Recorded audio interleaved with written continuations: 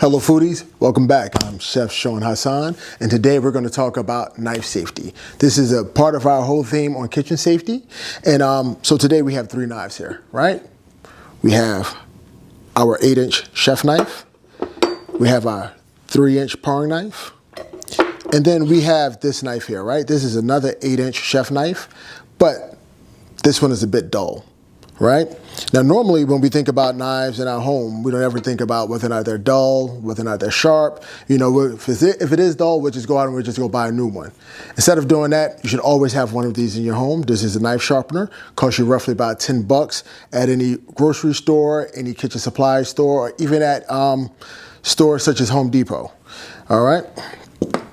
Now, what we're going to do today is we're just going to show you the differences in how these knives actually work and how much safer a sharper knife is than a dull knife. The issue being that if you are cut, by a dull knife, it actually rips your skin, rips and tears your skin. Whereas with a sharp knife, it'll slice your skin and it'll heal better.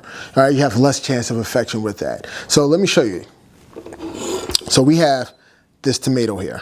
And I'm just going to take this knife, going to slice it. Not doing a lot of work with that knife, and I'm gonna sit that to the side.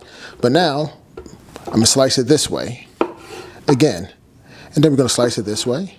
All right, let me move this over to the side here. And then all I'm going to do here is, I'm just gonna slice it. All right, nice clean cuts, nice even cuts. Very easy to have. But now if our knife is not sharp, it could be a fight. Let me move this out of the way here. Take this knife here, and again, I'm gonna try to cut it. Do you hear that? That's the sound of a dull knife. I actually had to force it through just to get the cuts. You don't want that to happen. All right, so now we're talking about another knife here. This is our paring knife. All right, this is for smaller things. So let's say if I wanted to cut this pepper right here, right? And I just wanted to get the center out.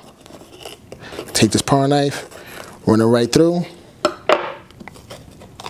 Take that out. Now, one of the reasons I would use a paring knife over using my chef knife, because it's smaller, it doesn't necessarily get to the bottom. So now I won't be stabbing myself in the hand. So using the right tools in the kitchen is very important.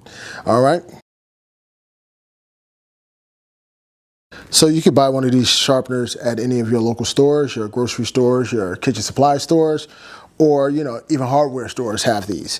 All right. And one of the things that we want to do, we just want to kind of go over how to sharpen them. All right. You want to make sure you have a good grip. Here's your thumb. I'm going to take your blade. You just want to run. You see it says 1, 2, 3. This 4 here is for scissors. All right. And then you want to take your blade and you want to start from end to end. So if you notice when I pull it through, I'm pulling it through, but then I'm lifting it up on the end so I can get the point. All right. And you hear that? When you hear that noise there, it's pretty sharp. All right. So you want to make sure you keep going. And if you notice it's starting to get a little lighter, all right, then you just you want to hone it just a little bit. Just a little bit, and next you want to finish. All right. Then what happens is, you just want to take you a nice cloth, want to run it off, and it all gets rid of those little metal filings that you have on the blade. Run it under some water. You take that blade, dry it off, and now you can either put it in your knife block. You can hang it on your magnet on your wall, or place it right underneath your dish rack with the blade standing out, with the blade underneath your dish rack and your handle sticking out. All right? And this is how we keep our blades nice and sharp and ready to use for the next time. And like I said before, a sharper blade is a safer blade to have in the kitchen.